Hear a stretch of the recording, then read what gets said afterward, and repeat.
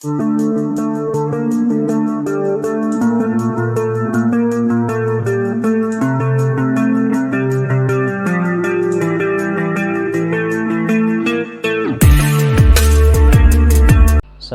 warahmatullahi wabarakatuh. Bismillahirrahmanirrahim. Alhamdulillahirrabbilalamin. Wassalatu wassalamu ala asrafil anbiya'i wal mursalin Sayyidina wa maulana Muhammadin wa ala alihi wa sahbihi wa barik wa sallim ajma'in, amma ba'du. Teman-teman sekalian yang dimuliakan Allah Subhanahu wa taala, marilah kita bersama-sama panjatkan syukur kita kepada Allah Subhanahu wa taala yang telah mana pada hari ini kita masih bisa diberikan kesempatan dan kenikmatan iman dan Islam dan ihsan. Mudah-mudahan kita bisa manfaatkan itu dengan baik, dan mudah-mudahan juga kita terus bisa menjalankan hak kewajiban kita kepada Allah Subhanahu wa taala. Wa ma khalaqtul jinna wal insa illa liya'budun. Kata Allah, tidak aku ciptakan jin dan manusia melainkan untuk beribadah, kata Allah Subhanahu wa taala. Kedua kalinya salawat dan salam semoga tetap tercurahkan kepada junjungan kita Nabi besar Muhammad sallallahu alaihi wasallam, yang telah mana beliau yang telah membawa kita dari zaman yang gelap gulita, yaitu zaman yang penuh dengan kejahiliaan pada masa itu, menuju zaman yang sangat luar biasa yang kita nikmati pada saat ini, terutama di Indonesia. Kita masih bebas untuk beribadah, kita masih bebas untuk menjalankan syariat Islam secara personal kita, secara umat Islam. Dan bukan hanya Islam yang memiliki kebebasan untuk beribadah sesuai dengan kepercayaan mereka masing-masing, tapi seluruh agama yang ada di Indonesia memiliki kebebasan untuk menjalankan ibadah mereka masing-masing. Dan itulah yang harus kita kita syukuri. Mudah-mudahan selalu baldatun thayyiban wa rabbun ghafur. Semoga negara kita menjadi negara yang aman dan damai. Teman-teman sekalian, ada hal yang sangat menggelitik ketika saya membaca kalimat, mungkin semua teman-teman paham, yaitu kalimat galau. Ketika kita berbicara tentang galau, ini sangat sulit untuk kita artikan secara bahasa. Apa sih galau itu dan bagaimana cara mengatasinya? Saya sendiri mendapatkan kesulitan untuk memahami arti dari kata galau. Banyak orang sering menggunakan namun terkadang mereka kesulitan menyebutkan batasannya. Saya mencoba untuk googling di guru besar kita, yaitu Google, ketemu beberapa keterangan unik tentang galau. Ada yang bilang galau itu adalah perasaan kacau dalam hati, bingung, harus memilih, bisa juga ragu-ragu. Jadi ada 3 arti dari satu kalimat yang saya dapatkan. Ada yang bilang galau itu adalah perasaan kacau dalam hati, bingung, harus memilih, bisa juga ragu-ragu.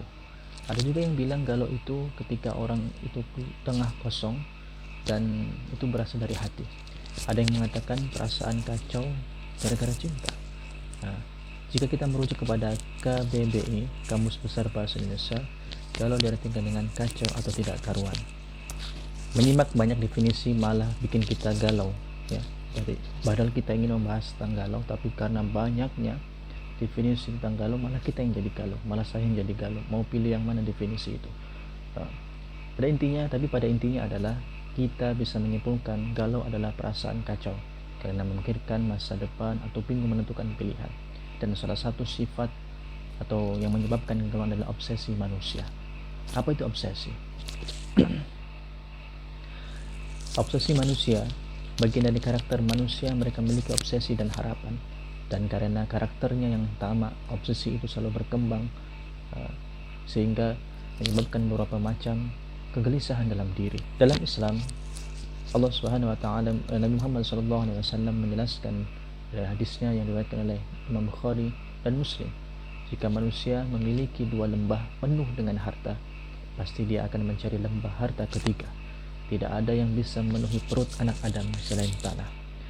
Hal ini menjelaskan bahwa manusia sebenarnya memiliki obsesi yang sangat besar sehingga terjadi kekacauan dalam dirinya. Teman-teman sekalian, karena itu semata mengalami galau, pikiran kacau, bingung dalam menentukan arah hidup karena memiliki obsesi yang sangat besar tadi. Bukanlah kesalahan, hampir semua manusia mengalaminya. Yang lebih penting adalah mengatasi kondisi galau sehingga tidak sampai menyeret kita kepada jurang maksiat. Ada beberapa saran yang bisa kita lakukan untuk mengurangi rasa galau. Rasulullah SAW secara garis besar telah memberikan panduan agar manusia selalu maju menuju lebih baik dalam menghadapi hidup. Dari Abu Hurairah radhiyallahu anhu, Rasulullah SAW bersabda yang artinya, bersemangatlah untuk mendapatkan apa yang manfaat bagimu. Mintalah pertolongan kepada Allah dan jangan lemah. Jika kalian mengalami kegagalan, jangan ucapkan, andai tadi saya tidak melakukan cara ini, harusnya akan terjadi ini dan seterusnya. Namun ucapkanlah, ini takdir Allah dan apa yang Dia kehendaki pasti terjadi. Karena berandai-andai membuka peluang setan. Kita bahwa hadis riwayat ini menyatakan bahwa Allah Subhanahu wa taala, Nabi Muhammad SAW memberikan kita semangat untuk mengejar apa yang kita inginkan, yang bermanfaat bagi kita dan yang baik secara di mata Allah dan secara garis besarnya. Teman-teman sekalian, Allah Subhanahu wa taala membebaskan kita untuk mencari jalan hidup kita dengan berbagai macam cara, yang penting itu baik secara agama, secara syariat, dan secara bermanfaat untuk diri kita. Bahkan ketika kita selalu berandai-andai, tapi harus dengan tindakan yang baik ya. Karena kalau kita berandai-andai tadi, apa yang dikatakan Rasulullah adalah berandai-andai adalah membuka peluang setan untuk mempengaruhi kita. Ini hadis diriwayatkan oleh Ahmad, Muslim, dan Ibnu Hibban dan yang lainnya. Mari kita kupas setiap bagian dalam hadis di atas.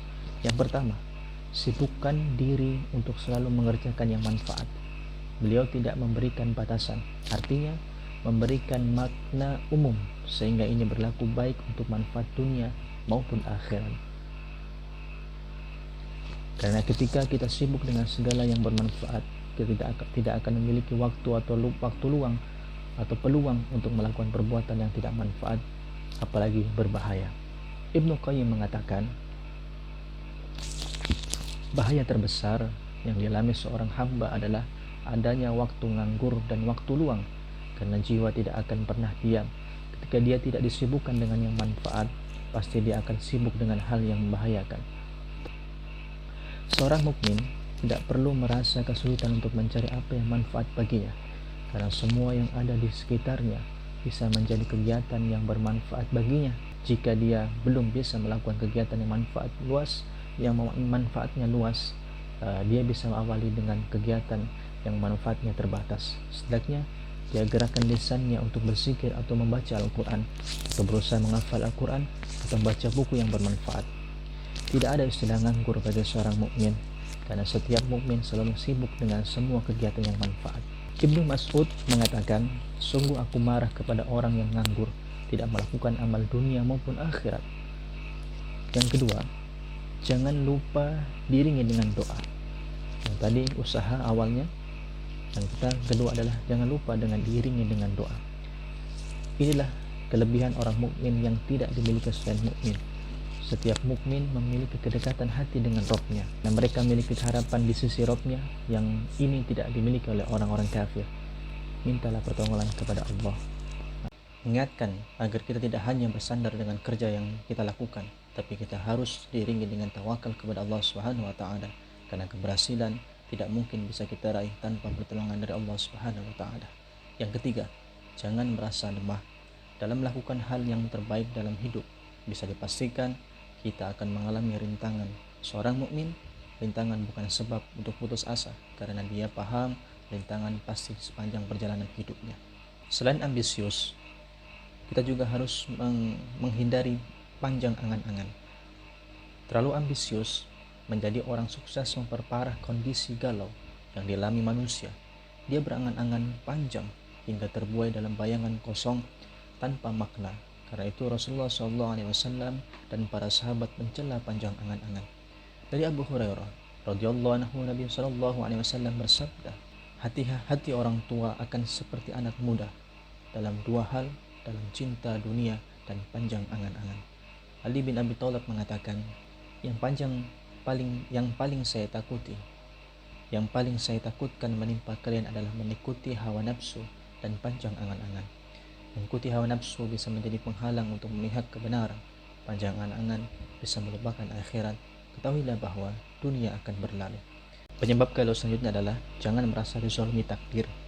Ketika kita merasa lebih gagal dibandingkan teman-teman kita, ketika kita merasa lebih miskin dibandingkan teman-teman kita, ketika kita terkatung-katung di dunia pendidikan, sedangkan sementara teman-teman kita telah sukses di dunia kerja bahkan dengan keluarganya, kita tidak perlu berduka, karena duka kita tidak akan mengubah nasib. Yang lebih penting, kendalikan hati agar tidak hasad dan dengki. Yang kita perlu mengingat hadis Rasulullah SAW yang diriwayatkan dari Abu Hurairah radhiyallahu anhu. Rasulullah SAW bersabda, perhatikanlah orang-orang yang lebih rendah keadaannya daripada kalian, dan jangan perhatikan orang-orang yang lebih sukses dibandingkan dengan kalian, karena ini cara paling efektif agar kalian tidak meremehkan nikmat Allah Subhanahu wa taala. Ketika kita melihat ada orang kafir yang bergelimang nikmat, kita perlu ingat bahwa nikmat iman yang kita miliki. Ketika kita melihat orang muslim ahli maksiat lebih sukses, maka kita perlu ingat Allah lebih mengunggulkan kita dengan taat. Selanjutnya adalah jangan lupakan doa, mohon kebaikan dunia dan akhirat. Yang selanjutnya adalah selain 3 tadi, yang pertama adalah obsesi, panjang angan-angan, dan yang keempat adalah jangan lupakan doa, memohon kebaikan kepada Allah Subhanahu wa taala. Teman-teman sekalian, ketika kita merasa obsesi kita tinggi, kita harus dasari dengan iman. Ketika kita memiliki cita-cita, boleh kita memiliki cita-cita, namun jangan terlalu panjang angan-angan. Dan yang kedua adalah kita lakukan dengan segala sesuatu perbuatan kita dengan doa dan mohon kebaikan dunia dan akhirat. Ketika kita memang gagal di dunia, berarti itu tidak baik untuk kita. Ketika kita melakukan sesuatu di dunia, kita berdoa bahwa itu, kita yakin bahwa itu baik untuk kita, tapi gagal, kita serahkan kepada Allah Subhanahu wa taala. Mungkin itu tidak baik untuk kita di dunia, tapi baik kita untuk di akhirat. Teman-teman sekalian dengan Allah Subhanahu wa taala. Demikianlah sedikit pembahasan yang mungkin terngiang-ngiang dalam pikiran kita, apa itu galau. Mudah-mudahan sedikit pembahasan dari saya tadi di atas menjadikan sedikit mengetahui arti dari kata galau dan bagaimana cara mengatasinya. Tetap ingat, kita sebagai umat Islam, sebagai umat mukmin, jangan ada kalimat galau, tapi adalah kalimat kita merendahkan diri kita di hadapan Allah Subhanahu wa taala. Mudah-mudahan bermanfaat. Terima kasih. Assalamualaikum warahmatullahi wabarakatuh.